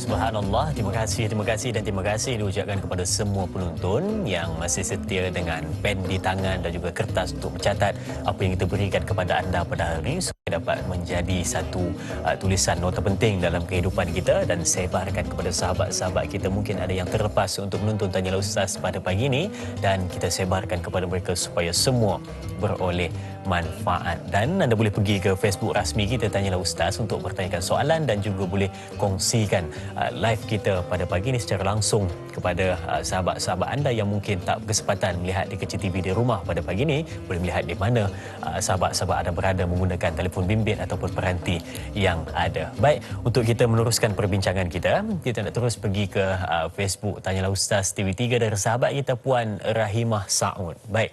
Soalannya, Assalamualaikum Datuk Ustaz Kazim. Sepanjang pengetahuan Datuk, kawasan manakah di Nusantara yang banyak terdapat golongan batiniah ini? Terima kasih Ustaz dan Dai. Terima kasih juga kepada Puan Rahimah Saud atas soalan yang ditanyakan berkenaan dengan kat mana sebenarnya banyak golongan batiniah di Nusantara. Silakan Datuk. Ya, bila kita sebut tentang Nusantara, bukan setakat di Semenanjung, Tanah Melayu, Semenanjung Malaysia saja. Nusantara ni melibatkan Indonesia, Singapura, Brunei dan sebagainya. Dan kalau kita sebut tentang bila masa demo ni datang ke Tanah Melayu, bila masa datang pahaman ni datang ni bukan sehari dua. Sebagaimana sejarah tentang golongan batiniah ni bukannya baru, dia ada pada zaman kerajaan Umayyah Abbasiyah, kemudian datang pada kerajaan Mesir Fatimiyah yang terpengaruh dengan ajaran Ismailiyah pada masa itu. Dan bagaimana Islam ni datang, dan golongan ini juga datang macam itulah. Kalau Islam tu dibawa oleh pedagang-pedagang, contohnya dibawa oleh mubaligh. Ya, selalu kita sebut orang Islam ni dibawa oleh pedagang-pedagang. Mubaligh memang pendakwah, kerja dia ialah berdakwah, masuk semua-semua dia. Ini mubaligh Islam yang datang, pendakwah Islam datang. Tapi orang kita sebut Islam dibawa oleh pedagang-pedagang. Mana pedagang ni berniaga. Dagang, sebutlah mubaligh, memang kerja ialah sebagai pendakwah. Ya, sebagai pendakwah. Jadi mereka masuk dalam semua tempat. Maka golongan-golongan batiniah juga macam tu lah. Dia ngekor je lah. Mana orang Islam pergi, mereka pergilah. Sebab ajaran batiniah ni dia bukan ajaran yang nak pergi cari orang yang agama lain. Dia bukan nak cari agama ini, agama lantak kamu lah agama kamu. Yang dia nak ekor ialah orang Islam. Sebab dia nak memesongkan daripada ajaran Islam. Dia bukan nak cari orang-orang yang lain daripada agama Islam. Jarang kita dengar orang-orang lain ikut batiniah agama lain. Tak ada. Dia akan ikut di mana ajaran Islam, maka dia akan menjadikan orang Islam tadi berbolak-balik. Orang Islam tadi meninggalkan agama Islam. Orang Islam tadi merosakkan pahaman Islam dia. Orang Islam tu sendiri yang merosakkan dia. Sebab itu, bagaimana mereka masuk ke Tanah Melayu misalnya, macam manalah Islam tu dikembangkan, macam itulah mereka masuk juga. Di mana tempat tu ada, mereka akan datang. Ini modus operandi ataupun bagaimana mereka berkembang. Dan kalau kita tengok di mana tempat dia, di mana-mana pun boleh ada sekarang ni. Ya, di mana-mana pun ada. Kalau kadang-kadang kita boleh tahu ciri-ciri dia, mereka meninggalkan semayang menggunakan niat saja. Bila kita tanya kenapa tak semayang, aku dah semayang. Bila semayangnya? Innamal a'malu binniyat. Oi, pakai niat je semayang. Aku dah niat. Engkau suka pada aku suka pada engkau. Jom kita kahwin. Oi, senangnya kahwin. Puasa pun diubahnya. Puasa pun diubah. Semua yang diubah. Sebab apa? Sebab mereka mentakwilkan agama ini mengikut pahaman. Jadi kalau kita tahu tempat tu, maknanya tempat kita tu dah ada dah pahaman batiniah. Cari di mana markasnya. Cari di mana tempat gerakan dia. Cari di mana tempat pengajian dia. Mesti ada. Akan ada benda tu kita akan dapat cari. Jadi mereka ini sembunyi-sembunyi. Sembunyi macam mana pun boleh buka juga. Dia sebab mereka akan terlepas juga tak semayang Jumaat. Kita boleh kenal orang tak semayang Jumaat. Kita boleh kenal siapa dia. Tak pernah aku tengok dia ni semayang. Konsert ada, kedai kopi ada, masjid tak pernah datang. Dia ni semayang jenis apa ni? Waktu semayang Jumaat, waktu khutbah berlalu elok naik motor. Tak datang semayang ni. Ini ciri-ciri dia. Kita boleh tahu. Dan kalau dulu mungkin pusat dia yang menuliskan buku-buku berkenaan dengan batiniah ni, ada penulis buku yang menjadi rujukan bagi golongan batiniah ni mungkin ada di Pantai Timur Semenanjung Tanah Melayu dulu. Mereka menulis buku tentang apa nama yang dikatakan batiniah ni. Semua yang diajar nak capai makam tu, nak capai makam ni ada syarat-syarat dia ni macam-macam lah tuan-tuan. Ada setengahnya dulu heboh di Pulau Pinang sebagainya nak buat Kaabah di semayang tawah di situ. Macam-macam tentu ajaran ni tak kiralah ada di mana-mana pun dia boleh ada. Dan sekarang dia mungkin berada di dalam rumah kita sendiri. Jangan duk ceritalah sepanjang pengetahuan ustaz di manakah. Tak payah tanya saya lah. Sekarang kita kena ingat, dia duduk dalam rumah kita sendiri. Di mana? Ni dia. Dengan teknologi sekarang ni, dalam bilik tidur, anak kita ada boleh dengar apa yang mereka nak cakap. Mereka sekarang ni bukan lagi buat batiniah secara sir punya ajaran. Hari ini mereka batiniah tetapi dibuat secara luas-luas. Bercakap luas-luas. Menarik followers yang ramai-ramai. Mengatakan bahawa kita tak payah semayang sebab dalam diri kita dah ada Tuhan. Kita tak payah semayang sebab Allah Ta'ala kata selagi mana engkau tak khusyuk, buat pun kau semayang. Fawailul lil musallin. Ditakwil pula ayat fawailul lil musallin tu, binasalah bagi orang yang semayang ni ialah orang yang tak khusyuk. Jadi jangan semayang, nanti binasa. Subhanallah. Ini golongan ni, dan mereka bercakap dalam laman sosial. Pengikut bukan sikit-sikit. Saya cakap, bila dia orang tanya, Ustaz, bukankah Allah sebut fawailul lil musallin, binasalah bagi orang yang semayang, yang tak khusyuk apa semua ni, Ustaz? Jadi sebab tu saya tak nak semayang, Ustaz. Ini apa engkau orang semayang, kau tak khusyuk, kau merosakkan diri kau, melaknat diri kau. Saya cakap, ni gelas. Dalam gelas ni ada air. Dan saya dahaga. Kalau saya nak dapatkan dahaga hilang, nak membolehkan dahaga hilang, saya kena minum. Minum air tu insya-Allah dahaga tu hilang. Di dalam semayang ada khusyuk. Kalau kau tak semayang, bila masa kau nak dapat khusyuk? Mana ada khusyuk duk lepak kedai kopi? Buat apa Din? Khusyuk. Mana ada? Tak ada khusyuk ni tuan-tuan. Khusyuk ni tak ada lepak di stadium tengok bola. Lagi tak khusyuk. Penalti tak masuk. Khusyuk itu terdapat di dalam semayang. Jadi bagaimana nak dapat khusyuk? Dapatkan semayang dan berusahalah untuk khusyuk. Bukan tinggalkan semayang sebab tak dapat khusyuk. Salah fahaman ini. Sebab golongan batiniah ini menolak syariat. Tak pakai syariat dan mengatakan bahawa syariat ni adalah kulit tak betul. Semua ni neraka punya orang syariat. Sedangkan kita ni, agama kita ni tuan-tuan, dia ada aqidatun, dia ada syariatun, dia ada akhlakun. Dia ada benda yang melibatkan akidah, dia melibatkan syariat dan dia melibatkan akhlak. Ini persoalan yang kadang-kadang terseronok kita, terpana dengan golongan ini sebab akhirnya tak payah buat benda syariat. Kita adalah kita. Kita adalah kita. Kita ni jaga ni. Kita ni. Jadi kalau sampai pada satu tahap macam itu, kita dah menolak syariat. Itulah ciri-ciri yang dah meresak masuk batiniah dalam diri kita.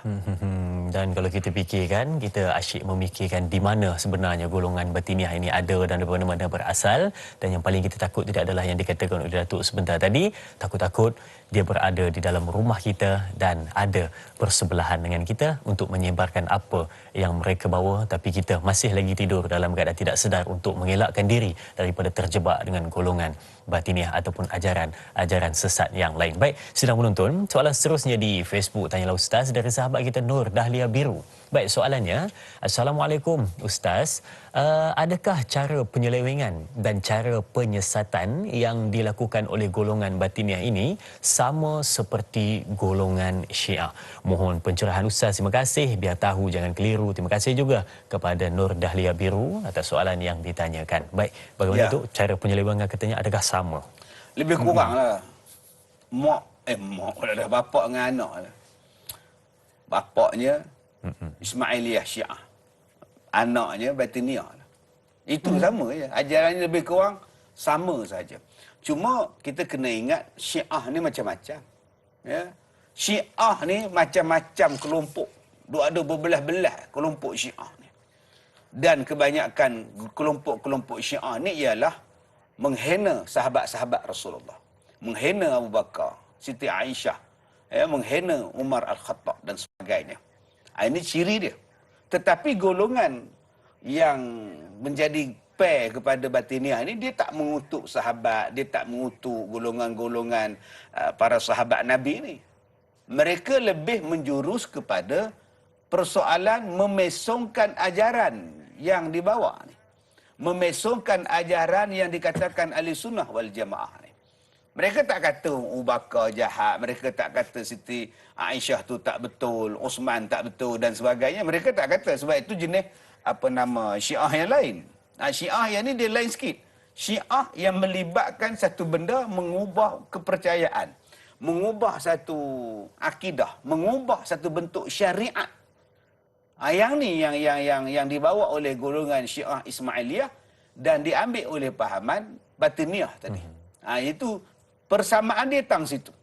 Ya, persamaan dia kalau kita lihat kepada golongan Batiniyah ni, dia pun tak hina Nabi Muhammad, dia pun tak hina Abu Bakar, tapi dia mengubah cara amalan, mentakwilkan cara amalan, mentakwilkan ayat Al-Quran, mentakwilkan segala-galanya. Setiap satu benda tu kalau boleh mereka nak takwilkan balik. Alif tu apa, lam tu apa, mim tu apa. Al-Quran yang begitu besar itu, hebat itu tuan-tuan, ditakwilkan dalam kata-kata Bismillahirrahmanirrahim contohnya. Kemudian Bismillahirrahmanirrahim tu terhimpun kata-kata yang hebat dalam ba. Ba tu saja. Huruf ba tu. Ba tu pula lebih hebat lagi. Tang mana dia? Tang titik dia saja. Loh, Quran yang begitu hebat, rupa tang titik ba. Subhanallah. Nampak tak tuan-tuan? Habis itu kalau gitu, baik Nabi Muhammad turunkan titiknya. Kenapa tak bersusah payah Nabi Muhammad ni? Bersusah payah nak turunkan, nak jaga Quran, nak bagi pada kita sampai nak dibunuh, dihalau dan sebagainya. Kalau semata-mata nak menurunkan huruf ba tadi. Jadi ini ciri-ciri dia tuan-tuan. Golongan yang dikatakan Batiniyah ni. Dia tak kutuk Nabi, dia tak sampai tahap nak bunuh apa nama macam-macam sahabat-sahabat nak dibunuh nerima dulu. Tapi golongan ini dia guna pendekatan yang lebih halus, yang lebih memikat orang. Dan bila dia dapat pahaman ni, dia rasa dia betul, dia hebat, orang lain semua tak hebat, orang lain semua tak betul. Golongan ini yang sampai satu kemuncak saya katakan tadi, murtad. Murtad. Ini kemuncak dia, memurtadkan orang Islam.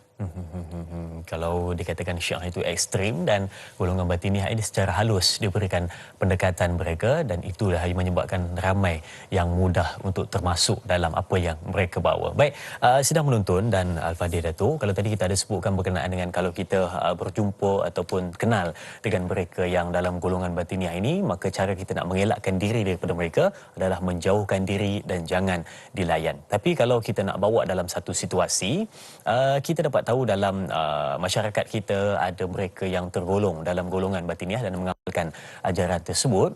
Kalau contoh dia ada buat kenduri ke apa ke, ada buat majlis di rumahnya, adakah kita boleh pergi Datuk ataupun kita terpaksa juga mengasingkan diri jangan dekat dengan dia tu? Bagaimana? Baik. Silakan.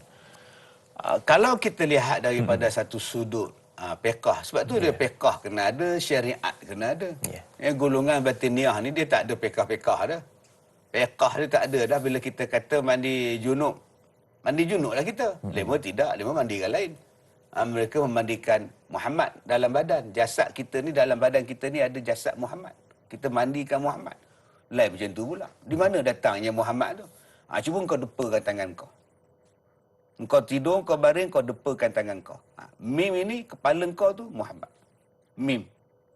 Ni mim. Ni, depa tangan ni, ha. Ni yang tengah-tengah tu, mim tu, pusat. Dal tu apa? Kaki. Dalam tubuh kita ni ada tulisan Muhammad. Ui, hebatnya. Aku pun tak perasan. Cuba kau tengok. Dia lukis pula Muhammad tu. Muhammad tu mim letak mim kepala situ. Ha tu letak dua situ. Kemudian letak pusat. Kemudian letak lagi kangkang dua tu. Dal tu dia kata kaki. Jadi kalau kau mandi junub, kau mandi hadas besar dan sebagainya, engkau mandikan Muhammad. Kau bukan mandi kau mandikan Muhammad. Pening. Mendalam. Deep. Nampak tuan-tuan? Kita nak kata apa orang macam ni? Kan? Tapi dia masih lagi mengaku la ilaha illallah Muhammadur Rasulullah. Tiada Tuhan melainkan Allah, Nabi Muhammad itu pesuruh Allah. Kalau gitu, kalau dia buat kenduri, halal lagi lah pergi. Kan? Tetapi kita lihat pula daripada sudut tasawuf pula. Kalau aku bercampur dengan dia, aku pergi dengan dia, seolah-olah menyokong pula apa yang dia faham, apa yang dia duk cakap, maka dia seronok pula. Dia bangga pula tengok kita ni walaupun ajaran kita berbeza dengan dia orang. Duk kutuk aku macam-macam, ajaran aku tak betul lah. Tapi bila mari makan, datang. Nampak? Ini puak-puak syariat. Bila aku cakap, tak betul. Bila aku cakap, salah. Tapi bila makan nasi Arab, jamu nasi minyak, licin. Syariat, mai'at, kata dia. Nampak? Kalau begitu, mulut dia jangan datang. Jangan campur dengan orang macam ni. Dia boleh merosak dan dia boleh berbangga pula. Pasal apa? Pasal ramai orang pula sokong dia pula. Biarkan dia di situ. Sebab orang macam ni, kita cakap dia tak nak dengar. Tangkap dia pun, sekali dia keluar daripada itu pula, lain. Dengar cerita Tok Guru kau dah kena tangkap dengan pejabat agama. Daripada zahir, memang dia ditangkap. Tapi dia duduk dalam lokap, dia menghadap Allah. Engkau tak tahu, tu dia munajat tu sampai pada Allah. Nampak? Apa yang kita cakap, ada saja jawapan dia. Kalau orang macam ni tentang lantak dia lah. Ya, kita serahkan kepada pejabat agama, tolong nasihatkan. Tolong buat. Kadang-kadang kita tengok dah jadi macam bio lah. Ya, saya tak tahulah penonton tanya Ustaz ni faham ke bio atau tidak. Jadi itulah golongan yang dikatakan summum bukmun umyun. Mata dah jadi buta, telinga dah jadi pekak, hati dah ditutup. Sebab tu kita mohon pada Allah Subhanahu Wa Taala golongan-golongan ini dilembutkan hati, dibukakan pintu hati tuan-tuan. Kadang-kadang kita bercakap tu, Allah, letih cakap dengan aku, letih cakap dengan kau ni. Sebab dia takkan berubah. Adakah mereka ini disihir, Ustaz? Saya dah cakap dah tadi. Kadang-kadang kata-kata yang manis itu menyihirkan orang. Kadang-kadang memang mereka diguna-gunakan betul. Diperbodohkan betul dengan sihir dan sebagainya. Wallahu a'lam. Jadi untuk kesimpulan untuk tentang soalan sebentar tadi, maka elakkan dirilah daripada pergi ataupun bergaul dengan mereka, takut mengundang fitnah dan juga takut dia berasa bangga pula bila mana kita pergi ke rumah untuk meraihkan dia. Baik, berjaga-jaga. Okey, soalan seterusnya di Facebook Tanyalah Ustaz dari sahabat kita Tuan Muhammad Faizal bin Ahmad. Baik. Soalannya, Assalamualaikum Ustaz Da'i dan semua. Soalan saya, kenapa golongan batiniah ini mudah sekali percaya kepada satu perkara gaib yang disampaikan oleh guru-guru ajaran sesat? Adakah kerana terlalu taksub disebabkan setiap yang disampaikan bersandar kepada Al-Quran dan hadis yang diputar belitkan sehingga pengikut ajaran sesat tersebut tidak lagi merasa kesesatan yang disampaikan? Mohon pencerahan Ustaz. Terima kasih, dan terima kasih juga kepada sahabat kita Tuan Muhammad Faizal bin Ahmad. Baik, silakan Datuk. Sebab kadang-kadang dia orang ni pandai memanipulasi. Memanipulasi kejahilan orang. Memanipulasi minat orang. Memanipulasi tentang kesalahpahaman orang lain. Maka sebab tu awal-awal saya sebutkan tadi bagaimana modus operandi dia orang. Mereka target siapa dia. Contohnya ajaran sesat ni tuan-tuan. Apa dia kegemaran manusia? Kegemaran manusia ialah dia nak tengok depan mata dia. Bila ada depan mata dia, baru dia percaya. Selagi dia tak nampak, dia tak percaya. Sebab itu ada orang yang menjadikan pokok, menjadikan berhala tu sebagai satu benda yang nak disembah. Sebab dia nak tengok.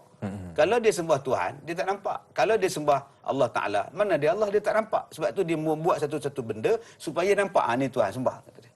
Ini sini perangai manusia.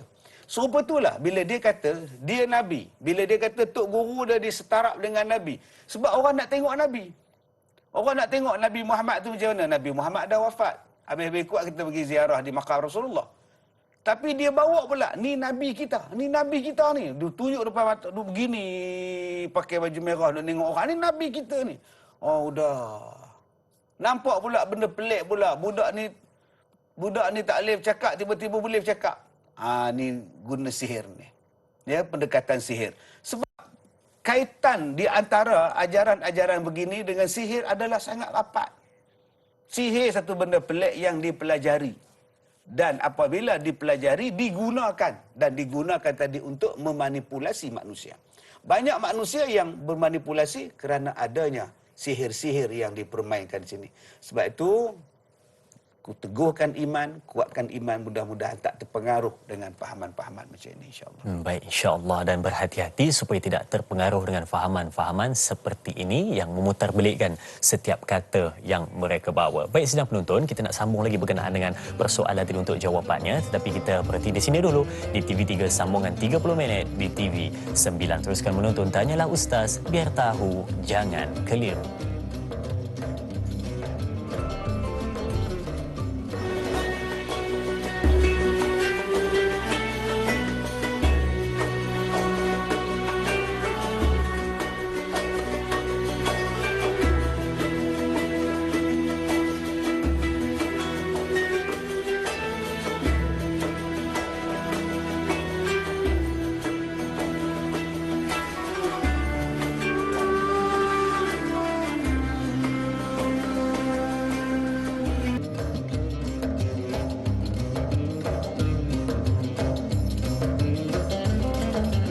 Alhamdulillah bertemu kembali untuk sambungan 30 minit di TV9. Terima kasih kepada yang masih bersama pada pagi ini nak menyaksikan sehingga ke penghujung dan kita nak dengarkan kesimpulan berkenaan dengan bagaimana yang disebutkan golongan batiniah, bagaimana mengelakkan diri dan apakah bahaya tentang golongan seperti ini. Baik, untuk kita meneruskan perbincangan kita nak ambil soalan di talian. Assalamualaikum. Assalamualaikum. Assalamualaikum warahmatullahi. Ya, siapa di sana? Saya Haja Nur Bigam Haji Awadan dari Kota Kinabalu. Ya, Haja dari Kota Kinabalu. Jauh ya? Ya. Baik, soalannya Puan? Ya, terima kasih. Assalamualaikum Ustaz Dai. Alhamdulillah nampak sihat Ustaz Kazim. Sihat, Alhamdulillah. Alhamdulillah, syukur. Syukur ya Allah. Ustaz, saya ni sudah lamalah umur 70 lebih. Jadi maklum je lah kan kalau sudah tua, pencen, duduk di rumah. Hanya mendengar ceramah-ceramah melalui TV. Ya, TV, membaca buku-buku. Adakah ini boleh mendalamkan diri kita dalam hukum-hukum, terutamanya hukum salat, tauhid. Kita tidak menghadiri mana-mana ceramah yang dianjurkan sebab maklumlah kan kita ni hidup ibu tunggal. Duduk dalam rumah, rehat-rehat saja kan. Jadi, masa saya sekarang saya gunakan untuk baca Quran dan membaca buku, mendengar ceramah-ceramah yang ada saja. Adakah ini satu perkara yang lebih baik dituntut dalam Islam? Itu yang saya kehendaki Ustaz. Baik. Saya ragu dengan amalan-amalan saya kadang-kadang membaca saja, ikut apa yang Ustaz cakap saja. Saya harap ini tidak menyesatkan. InsyaAllah. Okey Ustaz. Assalamualaikum. Terima kasih banyak. Warahmatullahi. Terima kasih Haja dari Kota Kinabalu, Sabah. Bertanyakan soalan penuh dengan semangat dia tanya. Ya. 74 tu. 74 bersemangat tu kan. Kalau kita 47 tak semangat leceh ya. Okey, berkenaan dengan soalan yang ditanyakan tadi, katanya belajar hanya melihat di TV kan, di YouTube dan sebagainya kan, tidak menghadiri secara depan-depan untuk belajar dengan guru dan hanya membaca buku-buku agama di rumah. Adakah boleh cara seperti itu dan bagaimanakah, adakah lebih baik untuk belajar berguru yang lebih baik? Silakan. Ya, memang di antara syarat untuk menuntut ilmu ialah berguru. Di antara syarat untuk menuntut ilmu ialah lama. Lama bukan mengaji sikit-sikit, bukan. Ya, setengah orang hari ini dia baca buku, dia boleh mengajar orang dah. Dan lebih malang lagi, ada golongan-golongan ini yang batiniah ni tak ada berguru pun. Dia mengatakan bahawa dia dah ada ilmu. Lagi pelik engkau ni siapa? Oh, dia kata dia dapat ilmu laduni. Allah Ta'ala bagi ilmu pada dia. Ilmu ni perlu dituntut. Kalaulah ilmu ni tak dituntut, malah dia dapat besok cerita ke orang. Malah dapat esok cerita ke orang. Oh, hebatlah macam itu. Kau siapa? Nabi pun datang Jibril. Allamahu syadidul quwa. Nabi tu dia ajar oleh yang maha kuat. Allah Ta'ala ajar dia. Perantaraan daripada mereka Jibril alaihissalam. Jadi golongan batiniah ni pula kata dia dapat ilmu. Ilmu apa? Saya dah boleh mentakwilkan sendiri. Amboi, kamu nak benar nipunya. Jadi kepada akak kita dari Kota Kinabalu tadi, kalau akak telah pun selesai, dah betul dah, bab fiqh tadi, bab akidah semua dah komplit dah. Tasawuf pun dah semua dah. Sekarang dah tak lalu dah. Dah tak lalu ni makna bukan tak lalu makan. Dah tak larat pun dah apa dah tak kuasa lagi dah nak keluar rumah. Tak larat, tak faham juga. Jadi belajarlah. Sebab menuntut ilmu ni dia ada beberapa step. Nabi kata jadilah orang yang mengajar. Tak boleh jadi orang yang mengajar, jadilah orang yang belajar. Tak boleh jadi orang yang belajar, jadilah orang yang mendengar. Tak boleh menjadi orang yang mendengar, jadilah orang yang suka dengan majlis ilmu. Jadi 4 benda ni disuruh. Jadi yang mengajar. Tak boleh. Jadi yang belajar. Makcik tak larat. Makcik tak sihat. Jadi yang mendengar. Hari ni kita bukan setakat boleh mendengar. Kita boleh tengok TV. Tanyalah ustaz pagi-pagi subuh-subuh dah boleh dah. Dengar ceramah di situ. Alhamdulillah. Itu pun menuntut ilmu juga kak. Ini pun belajar juga. Tak pun buka radio. Ada ceramah di radio. Boleh juga. Tak pun sekarang ada ceramah dalam YouTube, dalam Facebook misalnya. Boleh juga. Yang pastikan bahawa ilmu yang kita dengar itu adalah ilmu yang sahih daripada orang yang sahih betul. Memang sahih lah orang tu. Bukannya palsu. Ilmunya betul. Yang seterusnya, yang kena perhatikan juga akak ialah, kalau akak nak membaca buku, pastikan buku itu ialah buku yang betul. Sebab hari ini ajaran sesat pun menggunakan buku. Ajaran sesat juga menggunakan media sosial.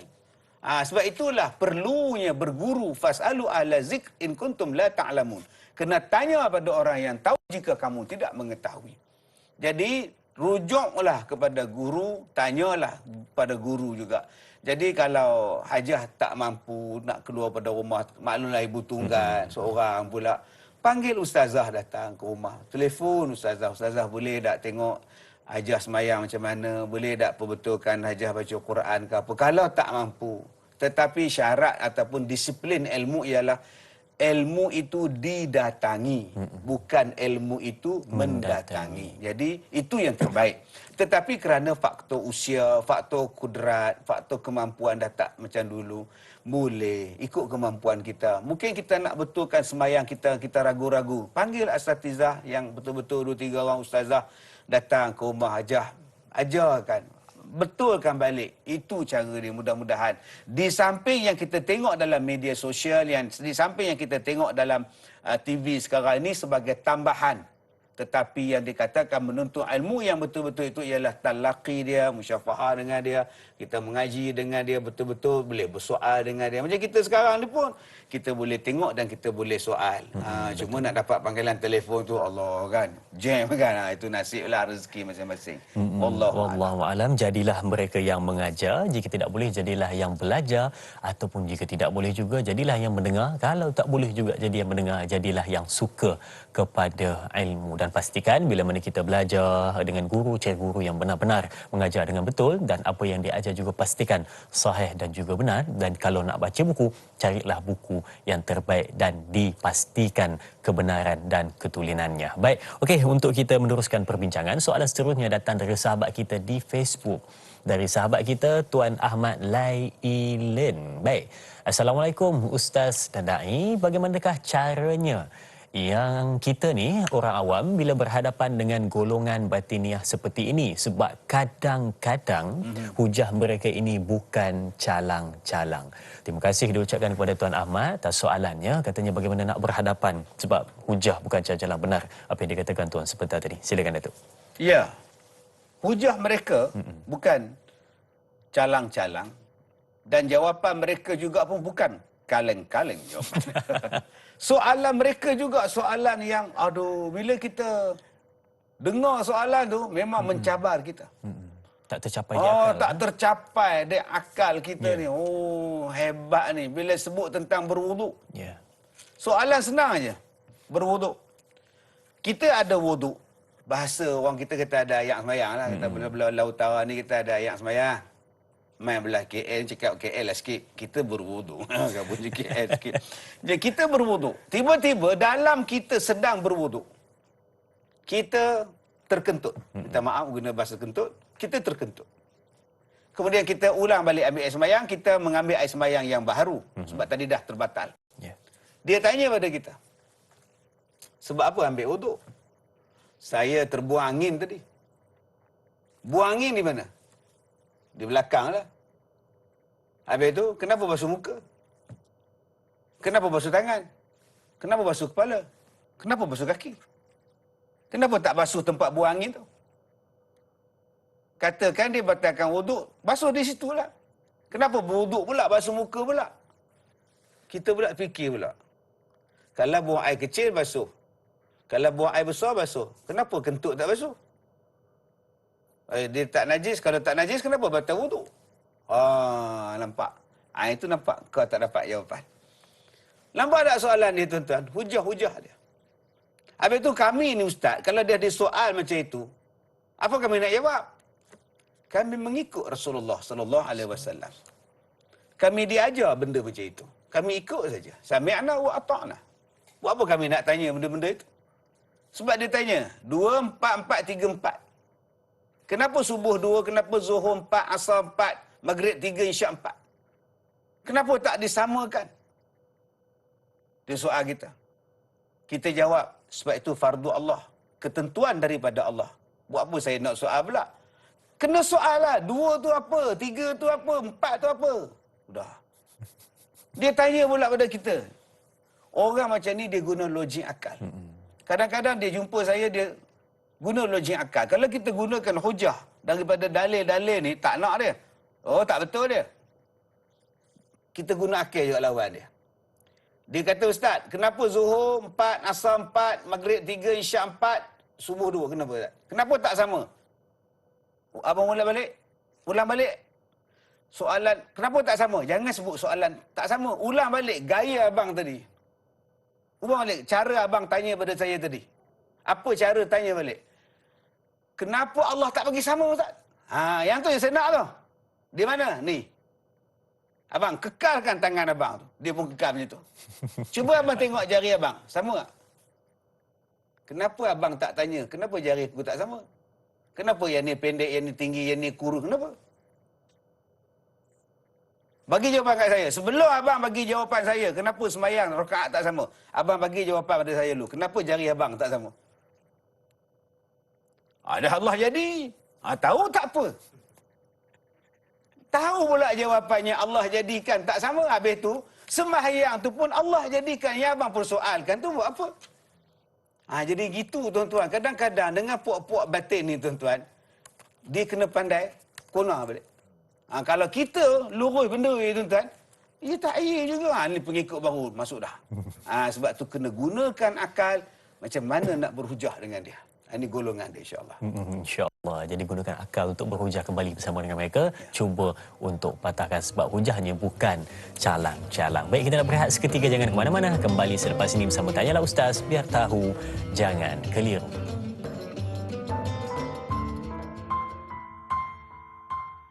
Bismillahirrahmanirrahim. Allahumma inni a'udzubika minal barasi wal jununi wal judhami wa min sayyi'il asqami. Ya Allah, sesungguhnya kami berlindung denganmu daripada penyakit gila, kusta, sopak dan sebarang jenis penyakit yang menggerunkan. Amin ya rabbal alamin.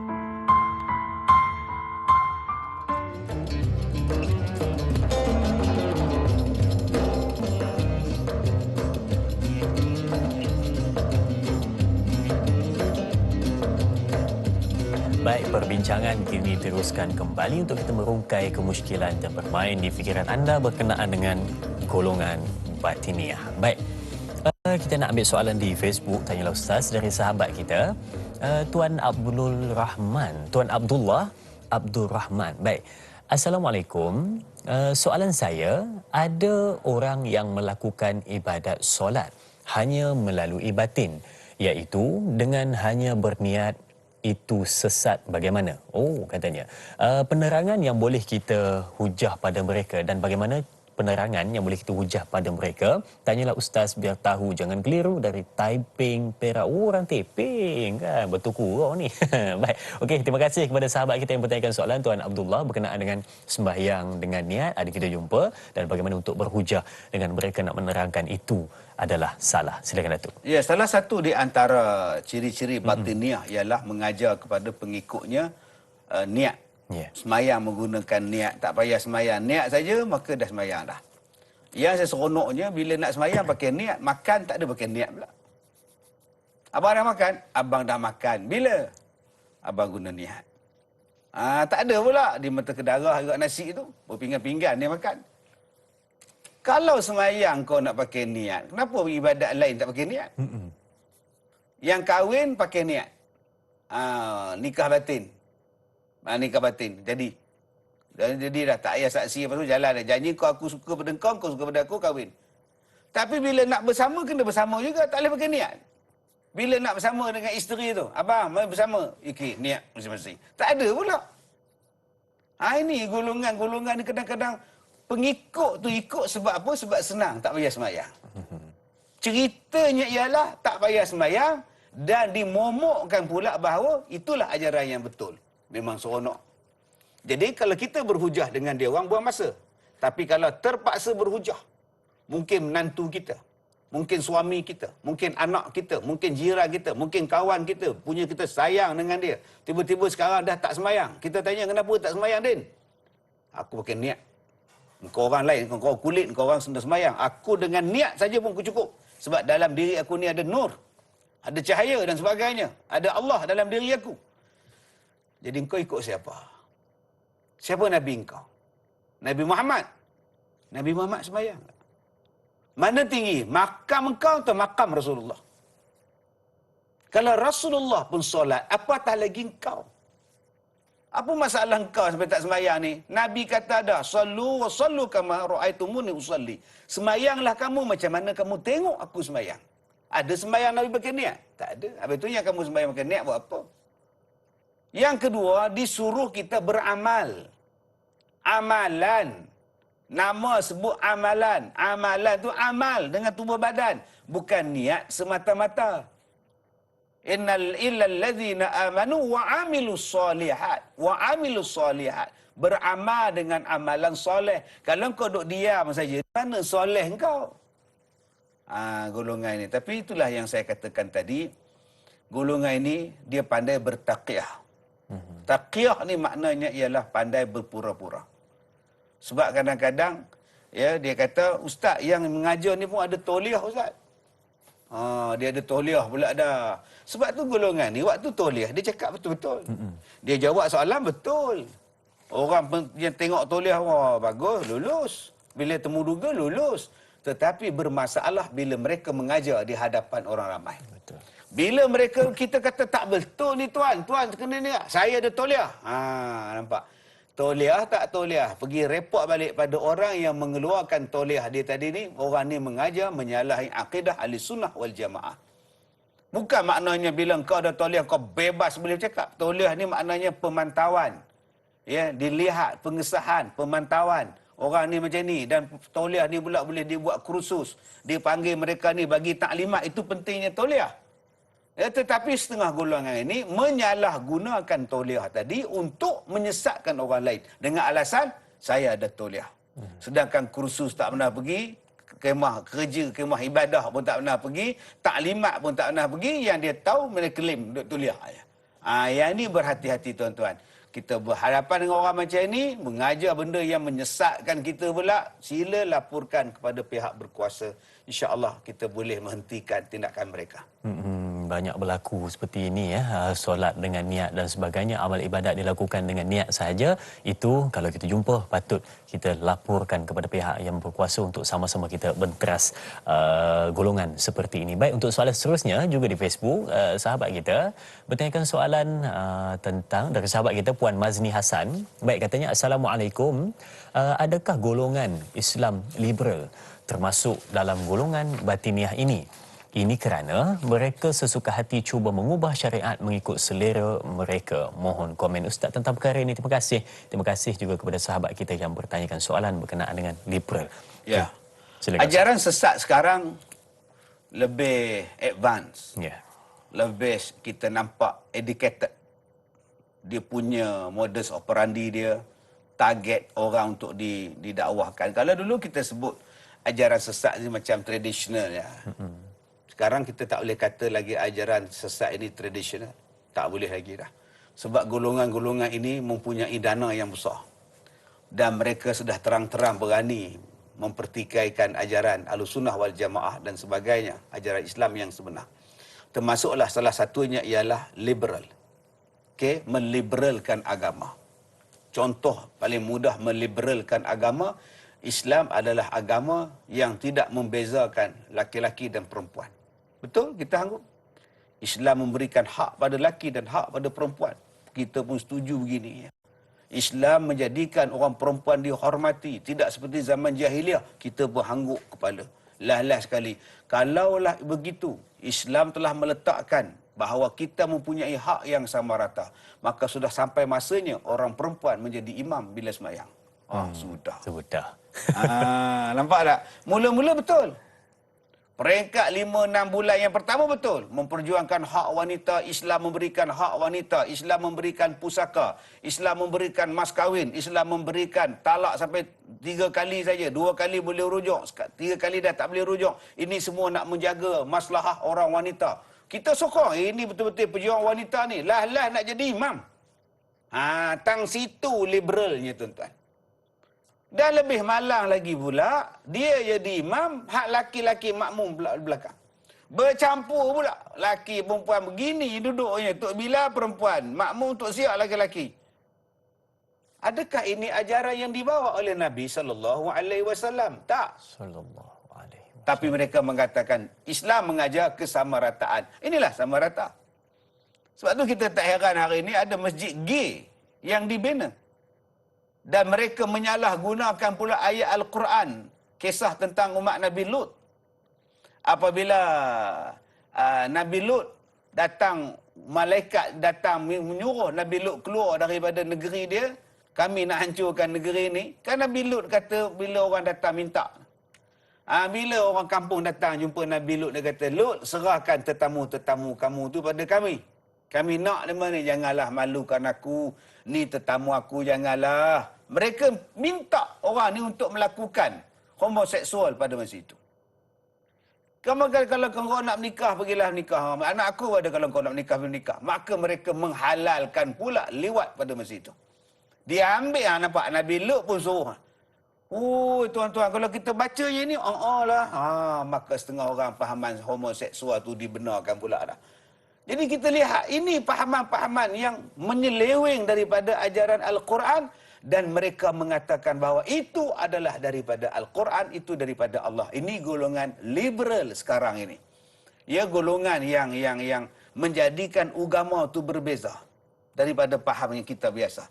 Misalnya, tadi saya sebut tentang buang angin, kentut. Kenapa perlu berwuduk? Dan hari ini mereka mengatakan orang perempuan tidak perlu menutup aurat. Orang perempuan tak perlu pakai tudung. Sebab bila ambil wuduk, nanti basuh rambut, basuh kepala. Maknanya kepala tu kotor sebab tak bertudung. Jadi tak payah pakai tudung. Ini contoh-contoh liberal yang sedang merasuk dalam masyarakat kita sekarang ni.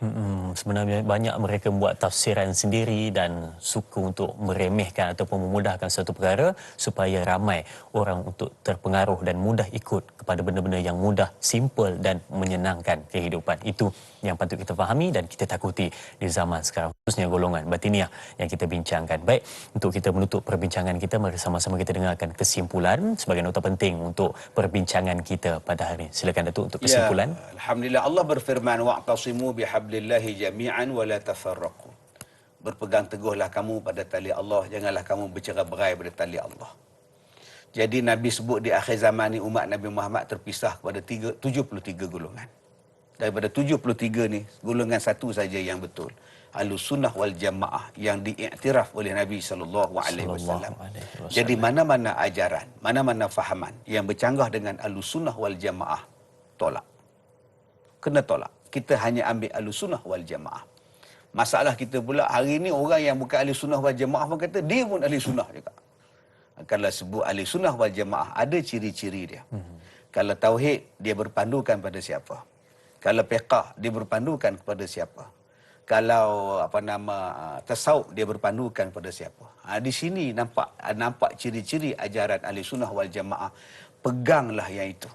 InsyaAllah kita selamat. Sebab hari ini mereka boleh masuk macam-macam cara nak menyesatkan kita. Kalau kita tak berpegang pada ajaran agama, kita bimbang. Kita termasuk dalam golongan yang sesat.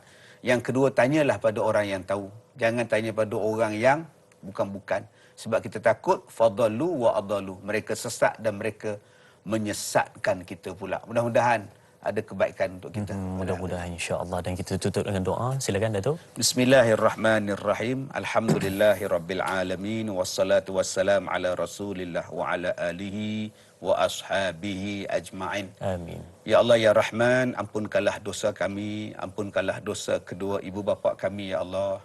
Kasihilah mereka sebagaimana mereka mengasihi kami sewaktu kami kecil ya Allah. Andainya kami mendapat pahala daripada pengajian kami ya Allah. Amin. Kami bermohon padamu ya Allah, mudah-mudahan pahala ini juga sampai kepada ibu kami, bapa kami, sama ada mereka yang masih hidup atau yang telah kembali ke rahmatullah. Amin. Ya Allah ya Rahman, istiqamahkan kami dengan ilmu, istiqamahkan kami dengan menuntut ilmu ya Allah. Mudah-mudahan ilmu yang kami tuntut adalah ilmu yang bermanfaat daripada guru yang mursyid, daripada guru yang benar ya Allah. Ya Allah ya Rahman, kami bermohon padamu ya Allah, berikanlah kami kesabaran dan kekuatan di dalam ujian ini ya Allah. kami bermohon padamu ya Allah, hilangkanlah COVID-19 ini daripada kami, daripada masyarakat dan negara kami ya Allah. Kau peliharalah kami semua ya Allah, dan berikanlah kesabaran kepada mereka yang bertugas bertungkus lumus pada saat ini ya Allah. Ya Allah ya Rahman, kami menadah tangan mohon padamu ya Allah, peliharalah kami daripada terjebak dengan pelbagai ajaran-ajaran yang boleh merosakkan iman, akidah dan amalan kami ya Allah. Rabbana atina fid dunya hasanah wa fil akhirati hasanah wa qina adzabannar. Wa sallallahu ala sayyidina Muhammad wa ala alihi wa ashabihi ajma'in walhamdulillahi rabbil alamin. Amin amin ya rabbal alamin. Terima kasih diucapkan kepada Al-Fadhil Datuk Ustaz Kazim, dan terima kasih juga diucapkan kepada semua penonton setia Tanyalah Ustaz. Dan jangan lupa esok bersama dengan moderator Da'i Hakim dengan ahli panel Ustaz Roslan Muhammad dengan topik akhlak taubat yang tertangguh. Teruskan menonton Tanyalah Ustaz, biar tahu, jangan keliru, sentiasa berada dalam keadaan selamat. #kita jaga kita. Sekian, Assalamualaikum warahmatullahi wabarakatuh. Waalaikumsalam warahmatullahi wabarakatuh.